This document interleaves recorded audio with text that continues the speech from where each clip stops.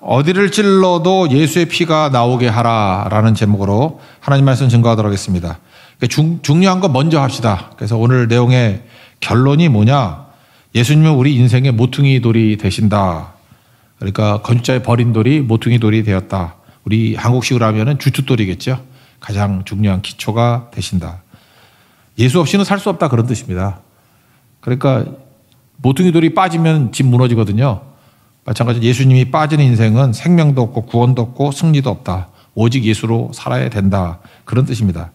17절, 18절 다 같이 읽겠습니다. 시작. 그들을 보시며 이르시되 그러면 기록된 바 건축자들의 버린 돌이 모퉁이의 머릿돌이 되었느니라 함이 어찌미냐. 무릇 이 돌 위에 떨어지는 자는 깨어지겠고 이 돌이 사람 위에 떨어지면 그를 가루로 만들어 흩으리라 하시니라. 무시무시한 말씀이죠. 버린 돌이 모퉁이 돌이 될 것이고 기초석이 된다. 그런 얘기입니다. 여러분, 세상에 어떤 인간도 자랑하는 모든 것이 다 무너진다라는 거죠. 이거 우리 다니엘서 2장 보니까 연결되죠. 예수님이 돌이라는 거. 그거 옛날에는 뜨인 돌 그랬고, 다니엘서 2장 34절 보니까 손대지 아니한 돌. 그 신상이 나오죠. 신상. 큰 신상이 있는데 머리는 금, 은, 놋, 쇠, 발은 쇠하고 흙하고 섞여 있는 거. 근데 뜨인 돌, 이 손대지 아니한 돌이 확 날아가. 예수님이거든요. 날아와서 어딜 쳐요? 발을 팍 쳐버리니까 이게 다 부서져가지고 태양같이 쌓이더라. 그러니까 무슨 얘기입니까? 세상에서 잘난 것들 다 해봐야 예수님 한 방이면 날려버린다. 그런 뜻이겠죠. 그래서 오늘 이 말씀하고 또 연결이 되는 거예요. 예수님이 돌이다. 그런 뜻이에요. 원래는 시편 118편 22절 말씀이거든요. 건축자가 버린 돌이 진모퉁이의 머릿돌이 되었나니, 이 말씀을 그대로 인용한 거겠죠. 그러므로 예수님은 작은 돌이 아니라 모퉁이 돌이라는 것입니다. 근원적인 돌이라는 거예요. 예수님 없으면 다 무너지게 된다는 거예요. 뭐 어렵지 않죠. 예수님 없는 자는 뭘 이룬다 할지라도 다 무너집니다. 예수님 버린 교회는 아무리 화려하고 크다 할지라도 다 무너집니다. 예수님 없는 예배는 그거 헛소리입니다. 헛된 짓이에요. 예수님 빠지면 다 무너진다는 거예요. 그게 핵심이에요. 모퉁이 돌이다. 따뜻 아닙니다. 예수 빠지면 아무것도 아니다. 다 무너진다. 그런 뜻이라는 거예요. 오늘 앞에는 얘기하고 이렇게 연결시키면은 키워드는 두 단어거든요. 첫 번째는 돌이고, 결론부터 하면 돌. 그리고 또 하나가 아들이죠. 그 불쌍한 백성들 건지기 위해서 아들 보냈잖아요. 아들 보냈는데 아들 때려 죽이잖아. 상속자라고. 그러니까 돌과 아들. 이거는 무슨 뜻이냐 하면은 히브리 언어의 워드 프레이어, 언어 유희거든요. 돌이 히브리어로 뭐죠? 에벤. 그래서 미스바 광장에서 승리하고 난 다음에 돌 세우고 에벤에셀 그랬잖아요. 도움의 돌. 에벤, 돌이고, 에셀, 도움. 도움의 돌, 에벤. 아들은 뭐죠? 아들은 벤. 그래서 베냐민, 그러면 오른편의 아들. 지금 이스라엘의 텔아비브 가면 거기 국제공항이 벤 구리온 공항이거든. 아마 그 독립할 때 혁혁한 공로를 세운 사람이 벤 구리온이래. 그러니까 벤 구리온의 이름의 뜻이 뭐예요? 구리온의 아들, 벤. 마이클 잭슨의 노래도 벤, 아들. 아들이란 뜻이 아들. 그러니까 이게 지금 연결이 되어 있는 겁니다. 무슨 얘기냐? 어리석은 건축자는 돌을 버린다는 거예요. 에벤을 버린다는 거예요. 에벤을 버리면은 그 집은 무너진다. 마찬가지로 어리석은 자는 아들을 버린다는 거예요. 벤을 버린다는 거예요. 그래서 무너지게 된다. 그래서 에벤을 버린 자나 벤을 버린 자, 돌을 버린 자나 아들을 버린 자는 다 무너지게 된다. 예수님은 우리의 돌이 되시고 우리의 아들 되시고 그렇다라는 것입니다. 한 3년 전에 그 건방진 책이 하나 나왔어요. 예수님 반대하는 그런 책인데, 예수는 없다. 그럼 다 무너져요. 예수님은 없다. 그랬더니 그분이 지금 없어졌어.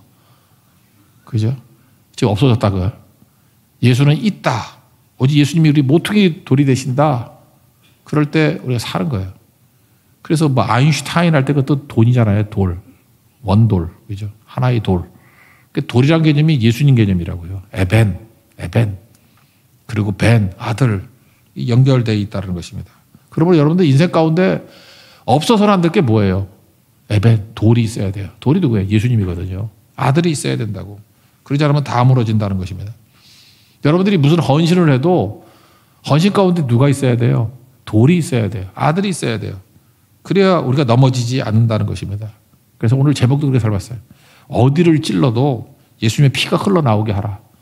예수님이 모퉁이 돌이 되고 예수님이 아들이 우리의 기초가 돼야지 살 수 있다는 것입니다. 오늘 메시지 전체 내용이에요.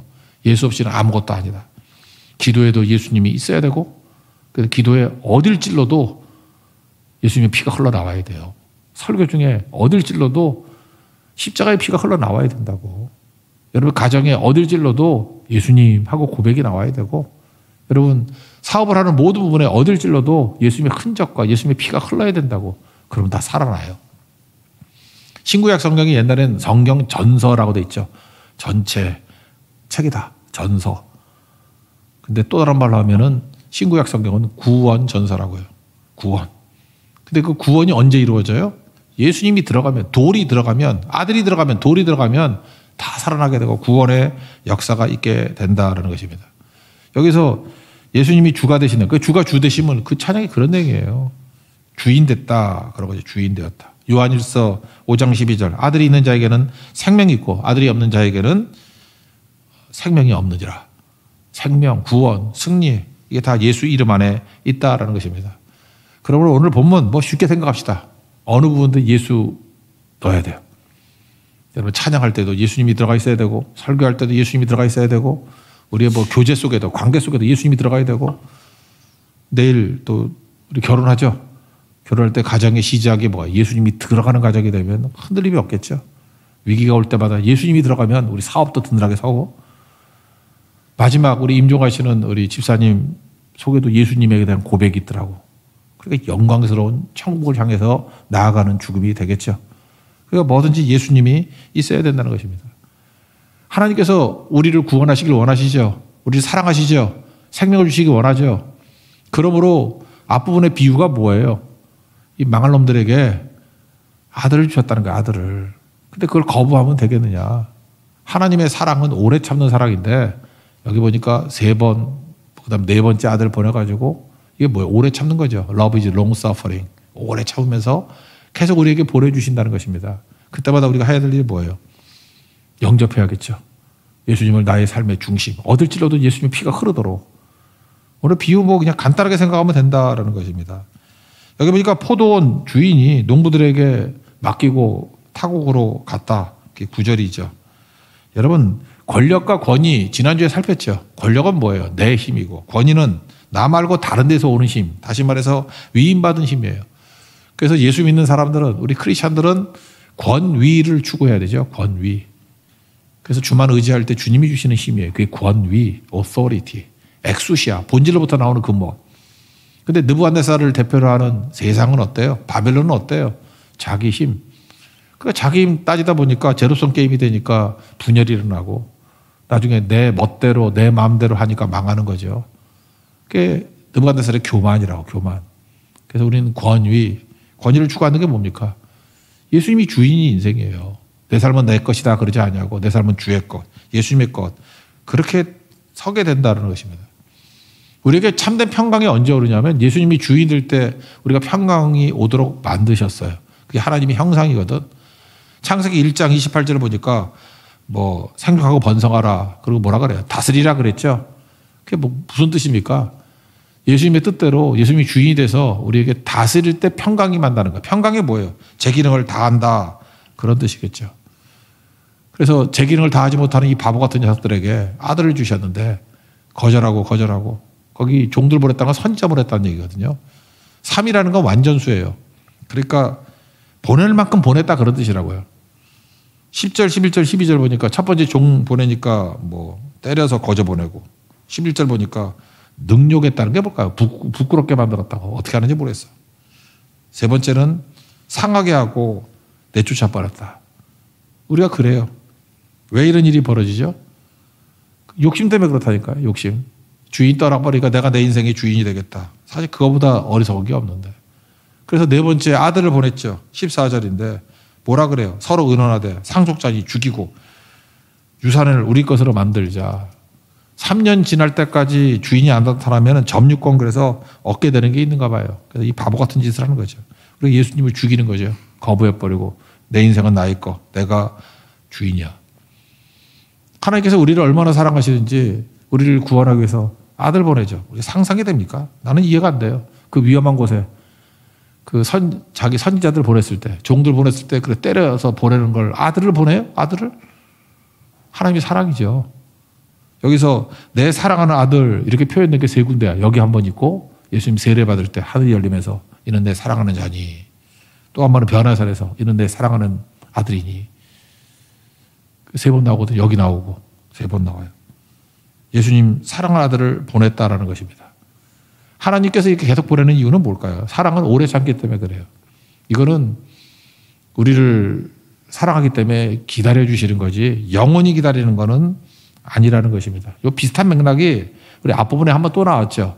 누가복음 13장 8절 그때 보면 이 무화과나무 심었는데 열매를 못 맺어요. 그래서 그냥 뽑아버릴까 그랬더니 이렇게 얘기해. 주인이여 청지기가 금년에도 그대로 두어서. 난 이 말씀이 너무 좋아요. 하나님 금년만 살려주세요. 금년에도 그대로 두어서. 금년에도. 이게 교인들 뭐 잘 안 나오고 하는 성도들 보면 이렇게 명단 있잖아요.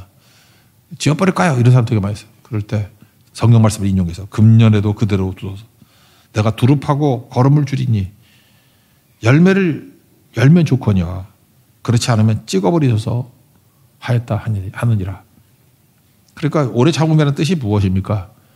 이게 하나님께서 기회를 주시는 거라고. 마귀는요 항상 어떻게 우리를 넘어뜨리냐 하면은 좋은 걸 갖다가 악용하게 만들어 버린다고. 그래서 하나님은 오래 참어. 그러므로 영원히 참는 것으로 얘기를 해가지고 또 참을 거야. 또 참을 거야. 그렇지 않아요. 끝날 때가 온다니까요.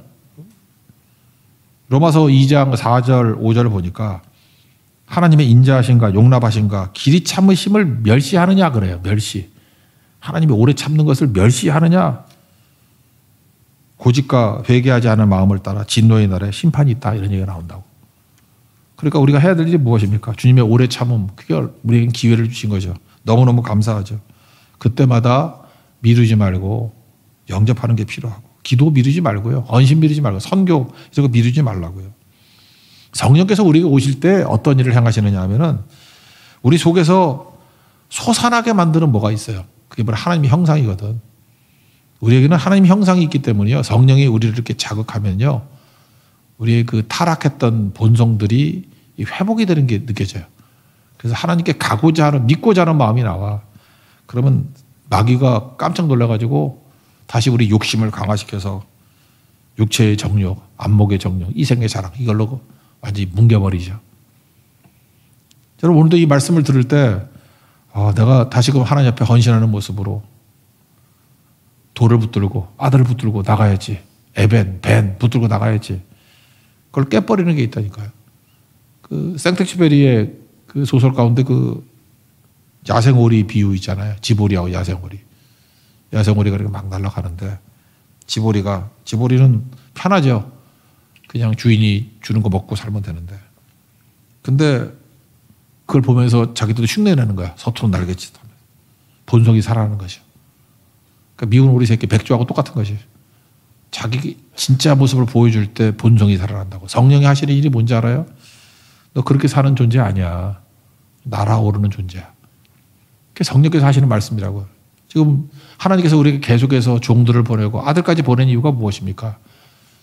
너 원래 창조했을 때 원래 모습 그게 아니야. 아들을 통해서 아들의 죽음을 통해서 너의 본성 하나님의 형상을 살리기를 원해.